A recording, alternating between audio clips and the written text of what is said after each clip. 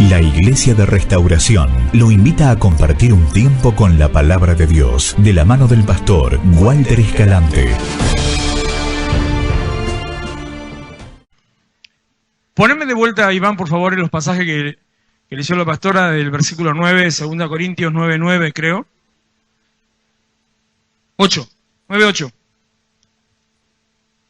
Me impactó cuando lo leí porque es de esos pasajes que erróneamente uno no los lee porque se los sabe de memoria. Digo, en mi caso, hablo por mí. Y al leerlo como lo iba leyendo la pastora, me impactaba que es precisamente lo que hablamos la semana pasada respecto del propósito de Dios, de la voluntad de Dios para con nosotros como pueblo y como iglesia. Antes de ir a la palabra, quiero tomarme un segundito sobre esto, entre otras cosas que espero que no se me vayan de la cabeza y que quiero decirles. Mire, presta atención lo que dice: poderoso Dios, teniendo siempre en todas las cosas todo lo suficiente, abundéis para toda buena obra. A Dios le conviene que usted sea bendecido. A Dios le conviene que uno sea prosperado. Dios quiere que tengamos para ser testimonio de su poder, que tengamos para poder sostener nuestras vidas, que tengamos para poder ser de bendición a otro y que tengamos para no estar oprimidos o esclavizados por sistemas del mundo. ¿Sí, hijo? Como está escrito, repartió, dio a los pobres, seguía, ¿verdad? El 10 y el 11 creo. Y el que da semilla, al que siembre, pan al que come, proveerá y multiplicará vuestra sementera y aumentará los frutos de vuestra justicia. Era el 11, 8 y 11 nomás. Para que estéis enriquecidos en todo, para todas. ¿Sabe qué significa esta palabra? Liberalidad. Que estés enriquecido en todo, para toda liberalidad. ¿Sabe qué significa liberalidad?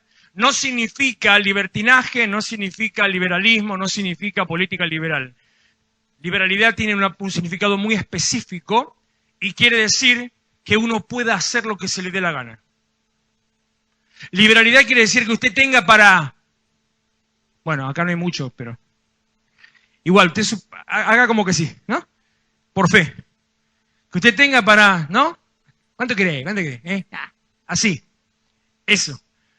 Yo tenía uno que se decía cristiano, conocía a uno que se decía cristiano, porque decía... Yo voy a servir a Dios cuando tenga cuando acá tenga 50 luquitas, Entonces con las 50 luquitas yo voy a poder decir, ¿qué querés?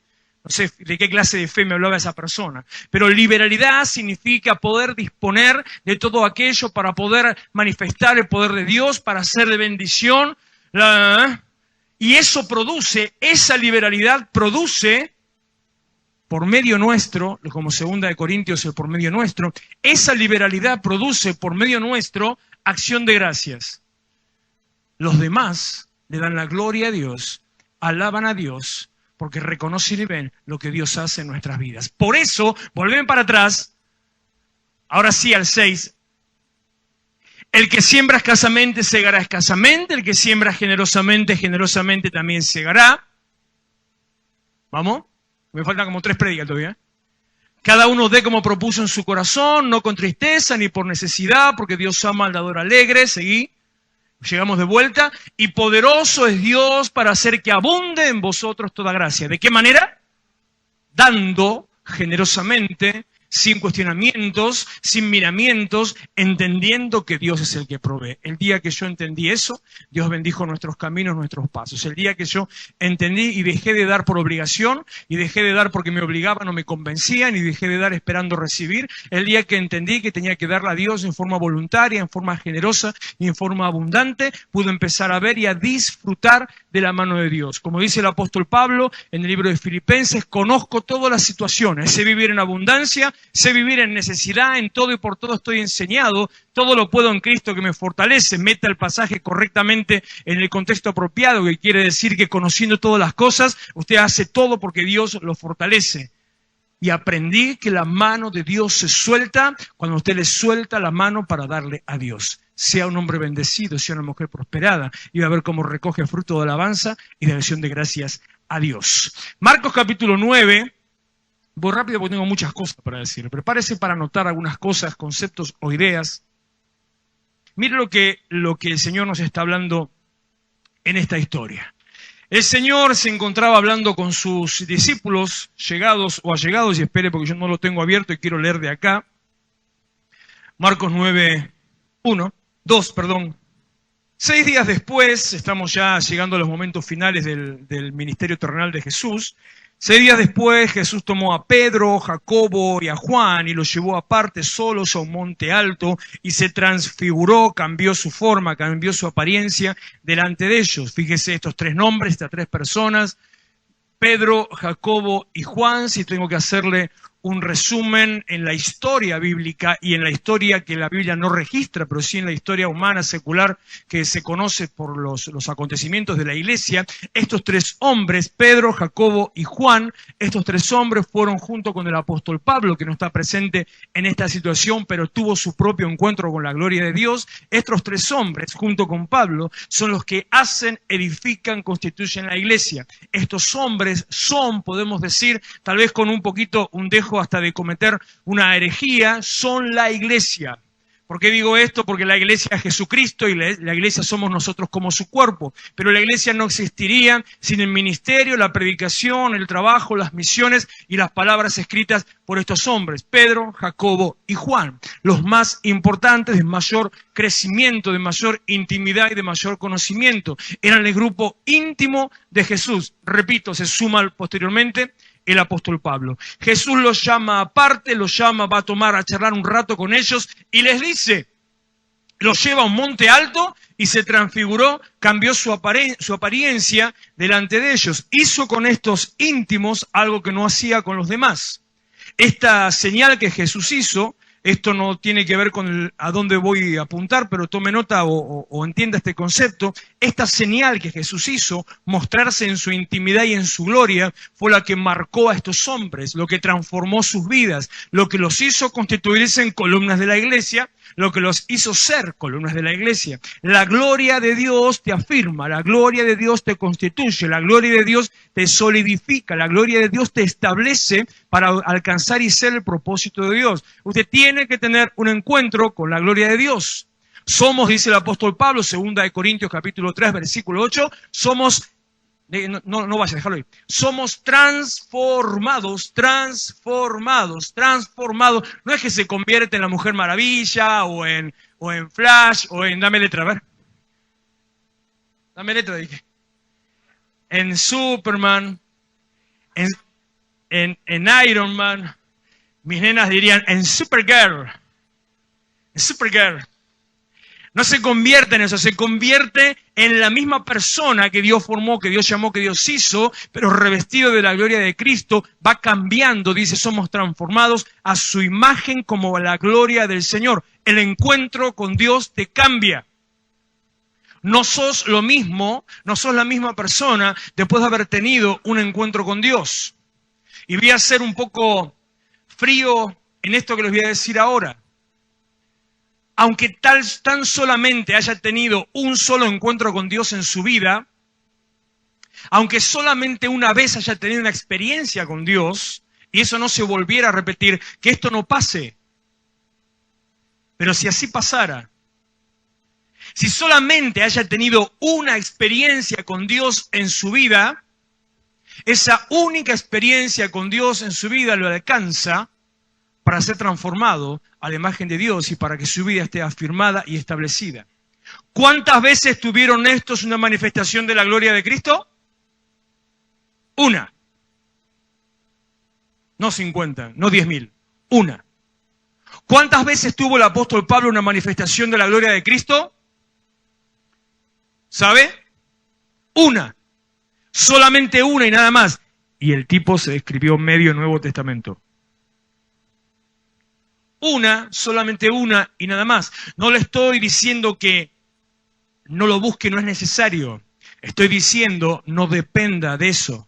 No sea un niño espiritual que está queriendo, ya que andamos de moda con el tetazo, nadie se va a ofender porque yo diga anda buscando la teta espiritual. ¿O se ofende porque digo eso? No, porque como tenemos de todo, entonces capaz que por las dudas. No sea un niño, no, vos no me pongas esa cara porque mañana no venís mañana vos, ¿no? ¿O sí? Mañana te crucifico. ¿De qué? No sea un niño espiritual estando queriendo buscar todo el tiempo de esa leche, de esa mamadera, de esa teta, sino crezca en el conocimiento pleno, maduro, en la comprensión del entendimiento de quién es Cristo. Como decía la pastora, debemos entender quién es Él. Dios no es un sirviente, Dios no es un mozo, Dios no es un consolador, Dios no es una dama de compañía. Dios, les cuento, por las dudas si no lo sabe, Dios es Dios. Por lo tanto, con un encuentro alcanza, y a esto les alcanzó ese encuentro para ser transformados. Verso 3. Y sus vestidos, la transformación de Jesús, como Él cambió su apariencia, se volvieron resplandecientes, muy blancos como la nieve, tanto que ningún lavador en la tierra los puede hacer tan blancos. Vaya definición, imagínense el blanco, más que el blanco ala. Mire, el blanco más blanco que jamás exista, así eran las ropas de Jesús y el resplandor de su presencia. Y les apareció Elías con Moisés, que hablaban con Jesús. Los referentes más importantes de la historia del judaísmo, los referentes más importantes de la ley de Dios, los referentes más importantes de la palabra de Dios para ellos, para los judíos, los referentes importantes de lo que ellos llamaban, y usted habrá leído, si leyó la Biblia, como está escrito en el libro de la ley, los escritos y los profetas. Si leyó eso en la Biblia alguna vez, esa es una referencia a la Biblia hebrea, lo que eso se llama, hoy se conoce como el Tanaj. Eso fue un regalo para usted, mi estimado Matías. Lo que se conoce como el Tanaj, que es la Biblia hebrea, el libro de la ley, los escritos y los profetas. Lo que estaba escrito allí en esa revelación a lo largo de toda esa Biblia, no había seres más importantes que Moisés y Elías. Aparecen estos dos, uno representando la ley y el otro el espíritu, aparecen estos dos ante la invocación de Dios, aparecen delante de Jesucristo glorificado. ¿Sabe por qué? Dios le está queriendo enseñar en esa situación a los discípulos. ¿Recuerdan quiénes eran, no? ¿Quiénes estaban ahí? Ah, bien. Se anotó, bien hecho. Pedro, Jacobo y Juan, Dios quería enseñarle a ellos, a estos que estaban empezando a conocer a Cristo y que iban a ver algo más de lo que era Cristo, que los referentes máximos del judaísmo eran nada al lado de Cristo. Quería que supieran que para ellos eran importantísimos, que no había otro como Moisés, que no había otro como Elías, pero delante de ellos, delante de Moisés y Elías, en un momento Dios dice: este es mi hijo amado, unos versículos más adelante, creo que es el siguiente, este es mi hijo amado, y aclara, mire lo que Dios dice, a él, escuchen. No está diciendo a él óiganlo, simplemente como oigan lo que va a decir. Está diciendo, no escucha a Moisés, no escucha a Elías, escucha a Jesús. Dios está dando testimonio de Jesucristo. Le estoy haciendo una introducción que lo estoy paseando por la teología y por un montón de otras cosas, hasta llegar al punto que el Señor me ministró en el corazón en medio de la administración, cuando Él se estaba moviendo. No hay nada más importante, glorioso, majestuoso, poderoso que Jesucristo. Él es Rey de Reyes, Señor de Señores. A Él nos rendimos, a Él buscamos, a Él adoramos. Como decía en la lectura del día de hoy, no recuerdo, no fue ese el pasaje que compartí, en el libro de Éxodo, no tendrás otro Dios delante tuyo. Y tenía ganas de hacer un dibujo, no podía porque estaba en el dentista, entonces no podía andar haciendo esas cosas. Que tenía ganas de hacer un dibujito con una compu, un celu y un auto, y ponerle: no tenga otro Dios delante suyo, sino que no sea el único, el Señor, aquel al cual nosotros adoramos. Usted viene a la iglesia a adorar a Dios. Viene a tener un encuentro con Cristo. Viene a encontrarse cara a cara con Él. Viene a poder postrarse, como decíamos hoy, como decía el texto de Apocalipsis capítulo 5. Eso es lo que leí, todo el capítulo de Apocalipsis 5. Ahí donde está la canción al que está sentado en el trono. Se postraban los 24 ancianos que representan a la iglesia toda. Dice, todos los líderes de toda la iglesia de todos los tiempos, toda la iglesia significa eso, se postra y arrojan sus coronas, queriendo decir, nada vale título, chapa, ministerio, nombre, cargo, no importa nada de nada. Lo único que importa, revoldeamos todo, lo único que importa es Cristo. Por eso dice, Él es el digno. Ahora vivimos una época al revés. Cuando nosotros conocimos al Señor, cuando recién nos convertimos hace 20 y pico de años, no conocía absolutamente nada de la Biblia. Y y por algunos me dan vergüenza. Mamá, si vos pudieras leer mi mente, lo que me acordé ahora, mira. Y por las canciones y por los coros, aprendíamos pasajes bíblicos, o historias bíblicas, o ideas bíblicas. Hoy no pasa así. Y al contrario, la gente se sorprende cuando empiezan a leer la Biblia y dice, ah, mira, acá está tal canción. Como esta que les acabo de decir. Al que está sentado en el trono, o digno y santo, o él es digno, todo eso lo encuentra en estos pasajes. ¿Sabés que me acordé más? El primer corito que yo escuché la primera vez que fuimos a una iglesia. ¿Sí? ¿Vos me bancás? Mantos y palmas desplegando va, alegre el pueblo de Jerusalén, y hacia lo lejos se comienza a ver a Cristo montado que llegando va. Y mientras mil voces resuenan por ahí, hosana al que viene en el nombre del Señor. Y con un estruendo de gran proclamación, prorrumpen en voz triunfal. Siempre hay alguno que se le cae la cédula, yo digo. Sana al rey, oh, sana. Oh, sana al rey. Viene la segunda parte, pero lo dejo acá, porque era bien largo. Y con esa canción uno aprendía historia bíblica, que no se conocía, ¿no? Pero eso, cerrado paréntesis, déjelo así, déjelo ya allá atrás. La primera vez. Con eso le cantaba a mi hijo mayor, lo único que sabía del evangelio era ese corito. Y le cantaba a mi hijo mayor, que tenía 4 años en ese entonces, me la pasaba cantando ese corito, por eso me lo recuerdo hasta el día de hoy. Donde me quedé y ya me fui del tema, no sé dónde estaba. Que todos se postraban, los 24 ancianos se postraban, dándole la gloria a Dios, reconociendo quién es Él. Él es Dios. Le dice, anda al 5, porfa. Entonces Pedro dijo, me adelante, ¿no? Anda, seguí, que después lo vemos acá.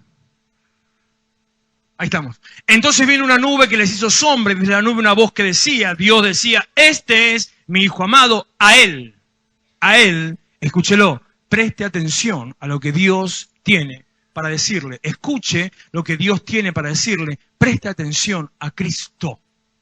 Lea la palabra que es Cristo, viva la palabra que es Cristo, cómase la palabra que es Cristo. Menos radio cristiana, por favor. Menos televisión cristiana, por favor, y de la otra ni le cuento, y denle un poquito más a la palabra. Volver al 6, Iván, por favor. Versículo 6. Al 5, perdón. Estoy medio desordenado, pero bueno, ya están acostumbrados. Entonces Pedro dijo a Jesús, suben los 3, están en el monte, Jesús se transfigura, cambia su aspecto, se muestra la manera que él tenía con su gloria antes de venir a la tierra, se manifiesta para empezar a transformar a estos hombres. El propósito de Cristo, déjeme decirle esto, el propósito de Cristo en esa situación no era mostrarles, no era simplemente pavonearse, no era que vieran su gloria. El propósito de Cristo tampoco era transformar esas vidas. No es que Él hizo eso para transformar esas vidas. El propósito de Cristo era para que supieran quién Él es. Lo que busca Dios a través de su pueblo en medio del mundo, lo que busca Dios a través de su pueblo en medio del mundo, es que el mundo sepa quién es Él. El mundo necesita saber. Lástima que Guillermo se fue de vacaciones y no lo pincho con una canción que le canta siempre. Que dice, tienen que saber, una canción del año, vayan a saber de quién. Tienen que saber del amor de Dios. ¿Quién es que la canta esa? Vos lo conocés, el rubio inglés. ¿Sí lo conocés? Se me fue el nombre. Un rubio inglés que no me acuerdo cómo se llama. Tienen que saber del amor de Dios. Ese es el propósito de Dios y es lo que quería hacer con estos hombres. Entonces Pedro dijo a Jesús, Maestro, siempre Peter con su bocota haciendo alguna desubicada, siempre fuera del lugar, siempre desencajado. Maestro, bueno es para nosotros que estemos aquí. Tiene pinta de político, Pedro. Yo me lo imagino a Pedro candidato a algo. Me lo imagino versero chanta, diciéndole que le va a edificar no sé qué, que le va a construir cualquier otra cosa. Como una vez saltó uno que fue candidato a presidente, me parece que en el... 16... No, 17... 11... Me estoy medio perdido, ¿no? Gracias. Uno que fue candidato en el 2011, en su plataforma política decía, entre otras pavadas, decía, Internet gratis para todo el país. Es fácil decir eso, porque como que sabía que ni loco iba a ganar. Imposible de cumplir, imposible de cumplir, no se puede hacer. Hoy todavía no se puede hacer una cosa así. Necesita una infraestructura demasiado grande. Pero el tipo pavoneaba con eso. Bueno, así está Pedro. Bueno es para nosotros que estemos aquí y hagamos 3 enramadas, 3 chozas. Y hagamos 3 enramadas. Una, un pequeño, mire el pequeño acto de humildad que hace Pedro. Una para ti, para Jesús. Otra para Moisés y otra para Elías. Y él y Juan y Jacobo al piste.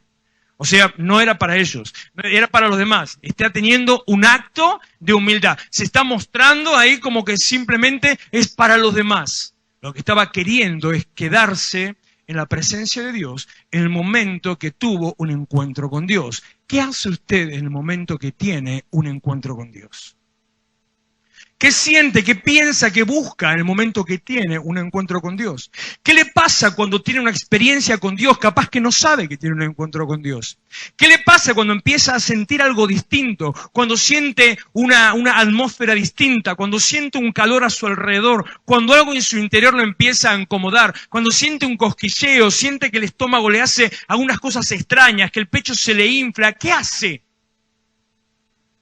Tiene 2 caminos y son las 2 cosas que quiere hacer. Primero quiere salir corriendo y después quiere permanecer en ese lugar.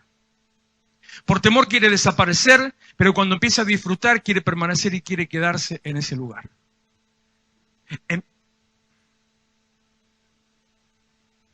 Están haciendo la enramada para el día. Te asustan, ¿eh?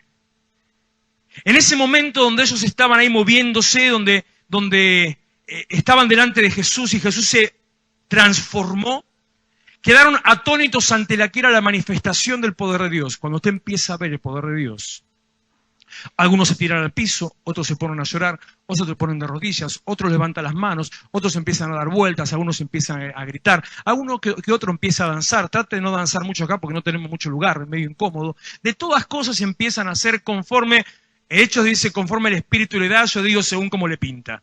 Empieza a dejar que su espíritu en contacto con el Espíritu de Dios reaccione. No todos reaccionamos de la misma manera a lo mismo, reaccionamos distinto ante las mismas situaciones, porque depende de cómo Dios nos haya hecho.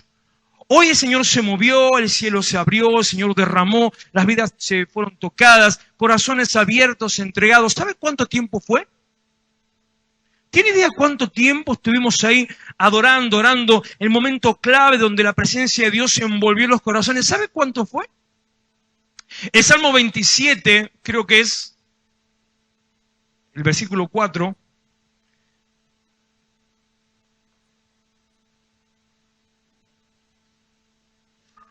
No quiero mentir. Le acerté, el 4. 27:4.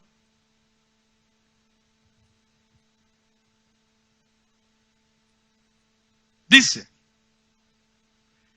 una cosa he demandado a Jehová, esta buscaré, que esté yo en la casa de Jehová todos los días de mi vida, para contemplar la hermosura de Jehová y para inquirir en su templo. Salmo 84, verso 10.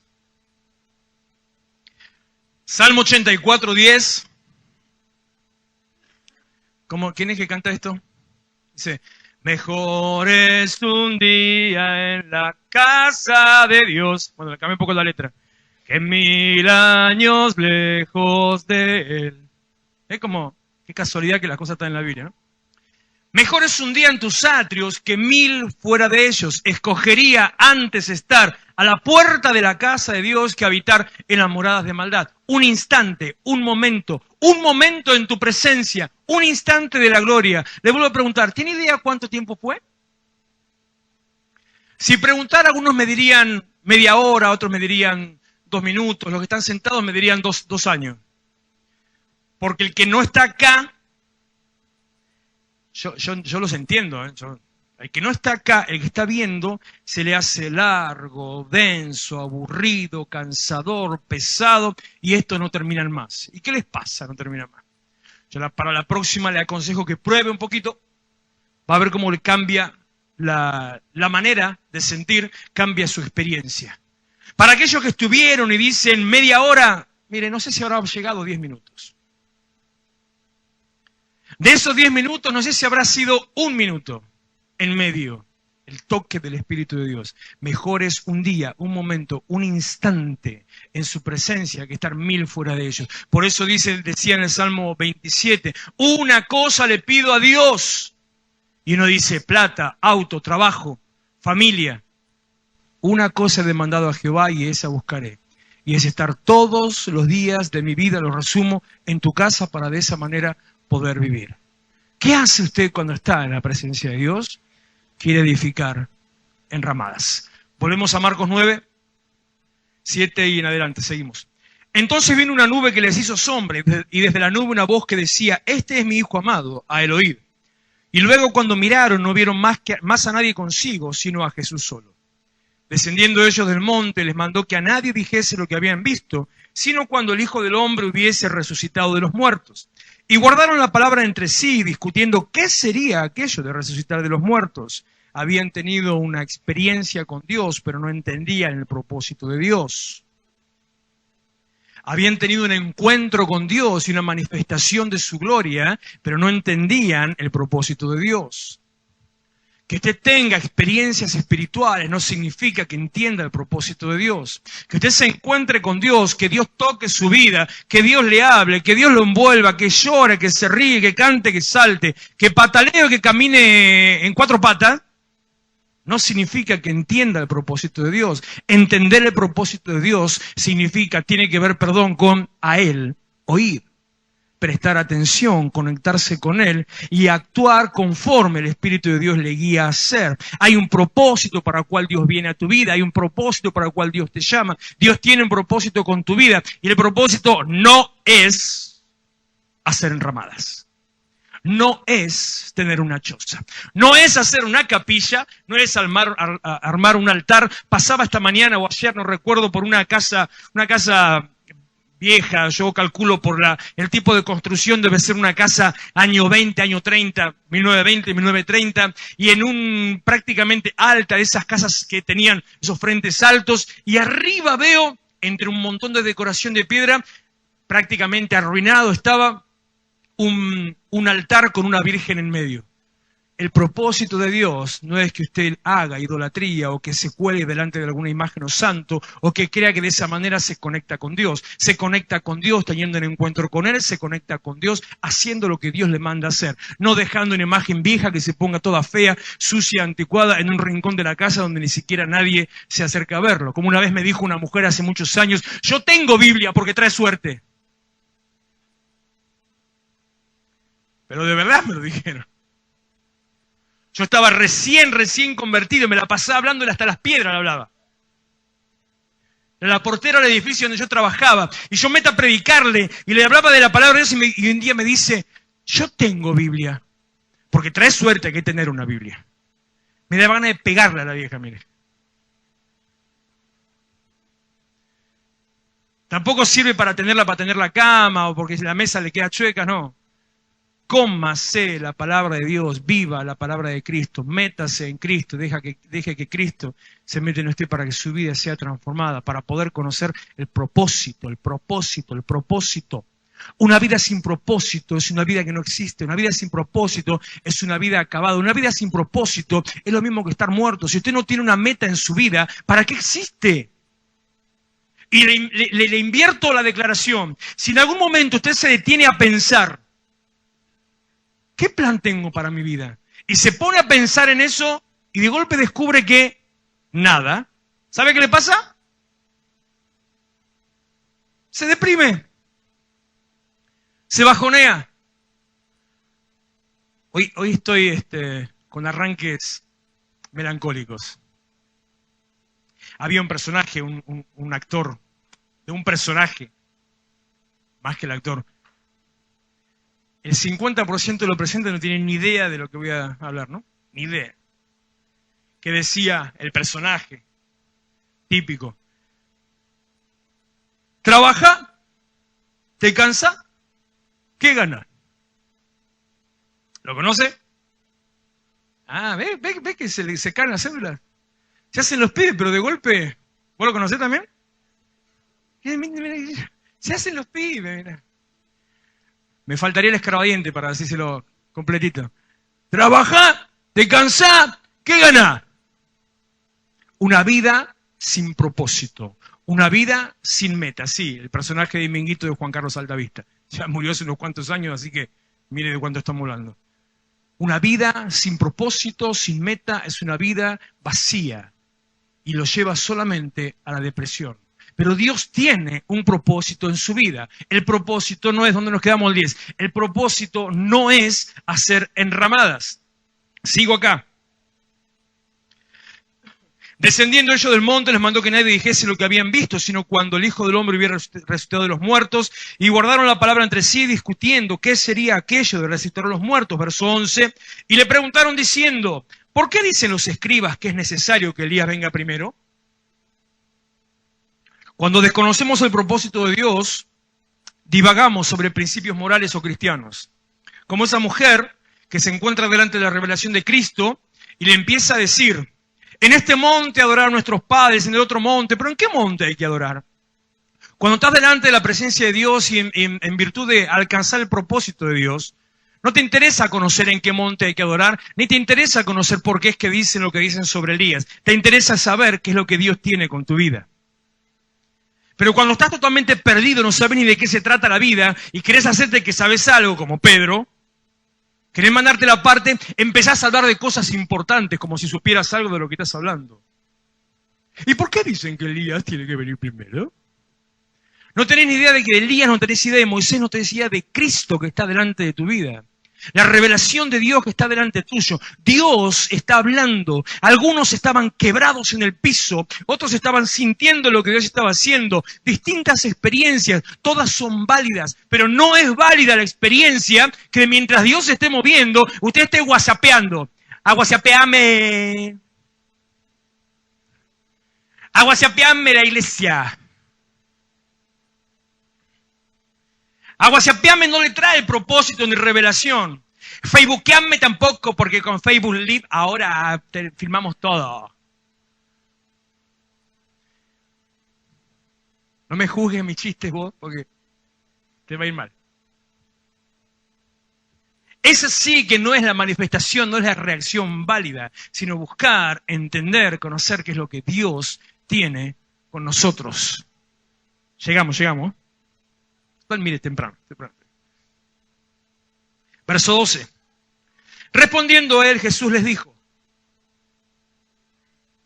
Elías a la verdad vendrá primero y restaurará todas las cosas.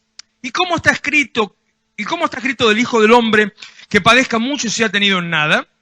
Pero os digo que Elías ya vino y le hicieron todo lo que quisieron, como está escrito de él.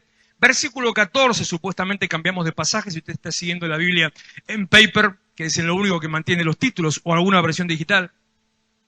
Versículo 14.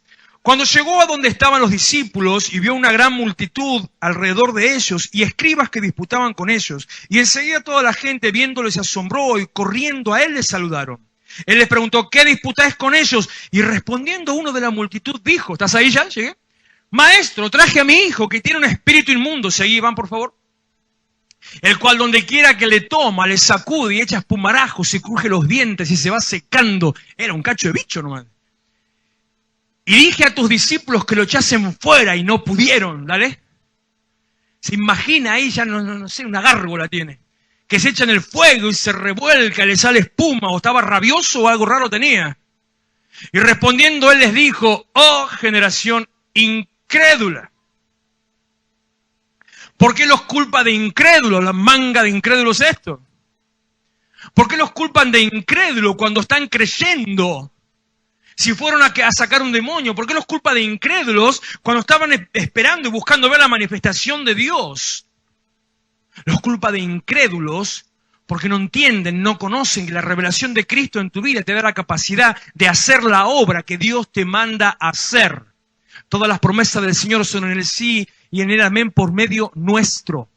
O le vuelvo de vuelta, 2 Corintios 9 sobre la siembra.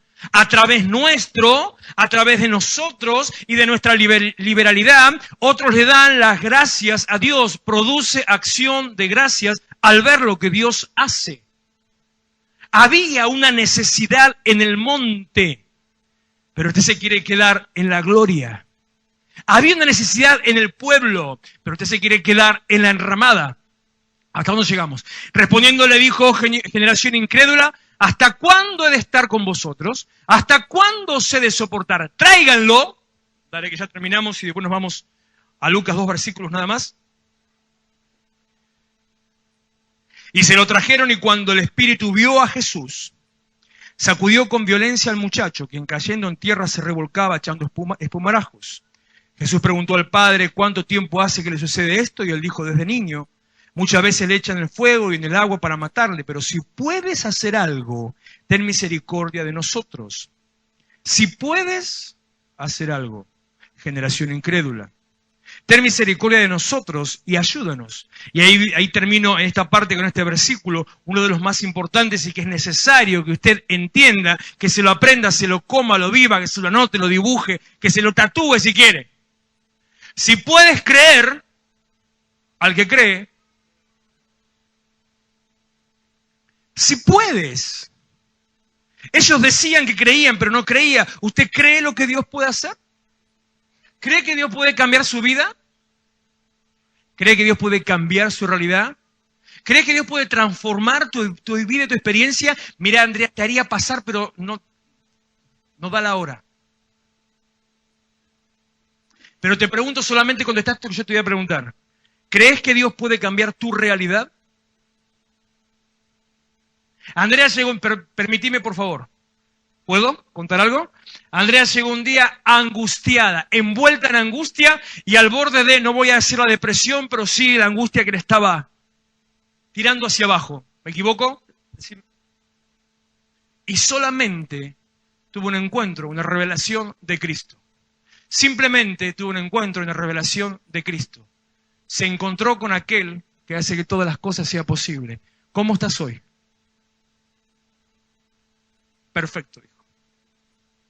Esa me gustó más. Feliz. Porque todo lo que la gente siempre busca es ser feliz. Si hiciéramos un análisis muy profundo de las actitudes de la gente, de todo, de todo, de la, no sé, del poder, del amor, del sexo, del trabajo, de todo, todo se resume en una sola cosa: ser feliz.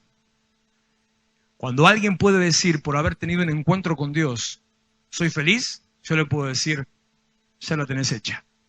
¿Qué otra cosa necesitas? Ya está hecho. Al que cree, todo le es posible. Lucas 9, 10, Lucas 9, 10. Otra visión sobre la historia que abrí la semana pasada y la anterior. Solamente me voy a detener en algunos versículos nada más.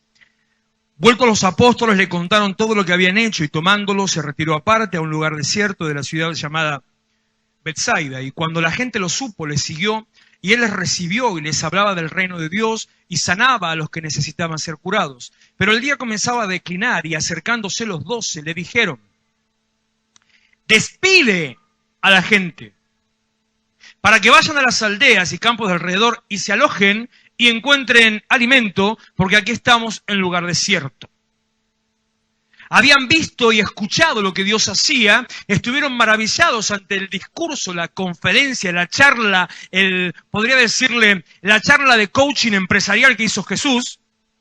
Si usted va alguna vez a una charla motivacional de aquella que le cobran un montón de plata, no vaya. Avíseme, antes de eso, dele esa plata a Dios y simplemente póngase a leer la Biblia. Porque va a extraer,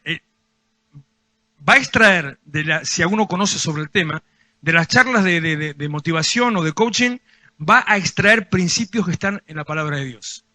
Lea la Biblia, cómase la Biblia, métase en la Biblia. Su vida va a ser transformada. Así como estos que estaban con Jesús querían quedarse con Él mientras abajo había necesidad, estos que habían tenido esa charla de Jesús, habían sido testigos del Sermón del Monte, querían seguir quedándose con Él. Y le dice, despedí a la multitud, sacate de encima a los que molestan, vienen solamente a aprender algo de vos, esta gente está molestando, vienen a cargosear, sacalos del medio, que este lugar es desierto, mandalos a comer, por no mandarlos a pasear.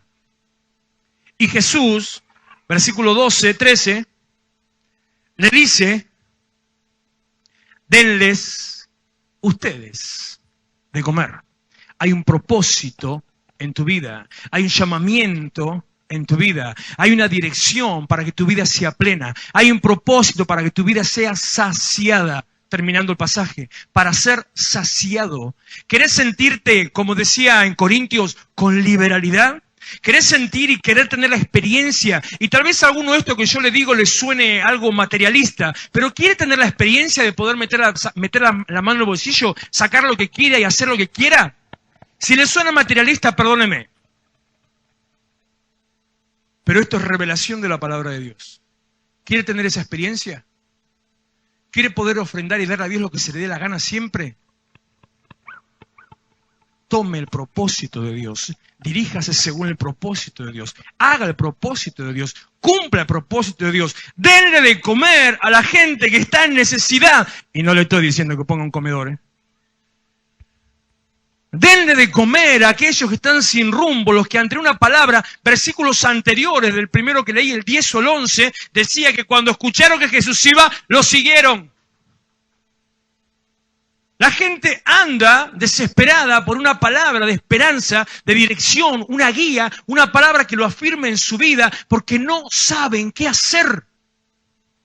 Porque ellos estaban en un lugar desierto y estos no se preocupaban porque estaban en un lugar desierto. Esto es aparrastroso, le dice, porque aquí estamos en un lugar desierto. Le están diciendo, estamos en un desierto, no hay nada. Estamos en un desierto, no hay nada. Le dicen, mandanos a comer. ¿Y nosotros? ¿Por qué no se preocupaba por él? Porque tenía la revelación, porque tenía lo que necesitaba, porque sabía dónde estaba. Cuando usted tiene un encuentro con Dios, una experiencia, revelación de Cristo, cuando usted sabe quién es, no necesita otra cosa más que estar delante de Él y cumplir su propósito. Cuando usted tiene esa revelación, no anda buscando quién le dé un mendrugo de pan, sino que lo que quiere es tener la revelación de Él y darle a otros. Denle ustedes de comer. Termino leyendo nada más, pónganse en pie por favor, así terminamos. Los versículos que terminan este pasaje. Dijeron ellos, no tenemos más que 5 panes y 2 pescados, a no ser que vayamos nosotros a comprar alimentos para toda esa multitud. Y eran como 5.000 hombres, entonces dijo a sus discípulos, háganlos sentar en grupos de 50 en 50, así lo hicieron, haciéndolo sentar a todos. Y tomando los 5 panes y los 2 pescados, levantando los ojos al cielo, los bendijo y los partió, y dio a sus discípulos para que los pusiesen delante de la gente. Y comieron todos, y acá viene la palabrita que le gusta, habría que ponerlo mayúscula acá, la tema no se puede cambiar. Y comieron todos y se saciaron. Mira, este uno te habrá hecho provechito capaz. Y se saciaron. Y recogieron de lo que sobró 12 cestas llenas. Una persona hambrienta solamente deja sobra cuando ya está reventando. Cuando ya no le entra más nada. 12 cestas llenas recogieron de las sobras de aquello que recibieron de parte de Dios. Cuando alguien se conecta con la revelación de Dios y usted se conecta con el propósito de Dios, su vida puede cambiar. Su destino no se llama Mauricio Macri, ni Nicolás Duchovne, ahora lo aprendí. La semana pasada no me lo sabía. El que abre, me tomo de la palabra de la administración de Apocalipsis. El que abre los sellos no se llama Mauricio Macri, se llama Jesucristo. El que le trae revelación, desenrolla el rollo y le trae la revelación profética del destino de su vida, se llama Jesucristo.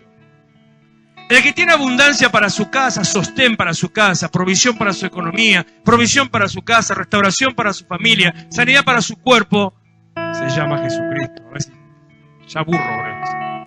Se llama Jesucristo. En el propósito, en la obediencia, en el actuar, en el cumplimiento, alcanzamos ser saciados. Cierra sus ojos. Toda la gloria, Señor, te pertenece. Toda la gloria, Señor, delante tuyo. Gracias, Dios bendito, por tu misericordia, por tu presencia, por moverte. Gracias por obrar nuestros corazones, nuestras vidas. Gracias por permitirnos, Señor, disfrutar del tiempo, los instantes, los segundos, los minutos o las horas en tu presencia, estando, Señor, en tu casa. Gracias, Señor, por suplirnos. Gracias por levantarnos. Gracias por afirmarnos, por establecernos. Gracias, Señor, por prosperar nuestras vidas, para ser las herramientas en tus manos, para alcanzar y ser aquello que vos pensaste de nosotros, para poder ser el Señor los que cambiemos el destino, no solamente de nuestras vidas, sino de aquellos a nuestro alrededor. Te damos gloria, te entrego mi vida, te doy mi corazón, te entrego mis pensamientos. Te pido perdón por la dureza de mi alma, de mi espíritu, por mirar solamente mi necesidad. Te pido perdón, Señor, por quedarme, encerrarme solamente en el momento que vos me regalás, por solamente desear ese instante en tu presencia. Señor, usa mi vida para el cumplimiento de tu propósito. Dele gloria, dele gloria, dele gloria. Levante su voz, hable con Dios un instante. Regálenme para darle a Dios unos instantes de adoración, adoración que surge de sus labios, de su corazón. Adore su nombre, ponga su vida en servicio de sus manos. Hable con Él, dígale: Señor, te entrego mi vida, te doy mi corazón. Usa mi vida para tu propósito, usa mi vida como herramienta, usa mi vida, Señor, para dar sustento, usa mi vida para alimentar a otro, usa mi vida para sanar, para levantar, para transformar, para bendecir, usa mi vida para prosperar, para ser un hacedor de milagros, usa mi vida, Señor, para ser herramienta en tus manos y canal de bendición.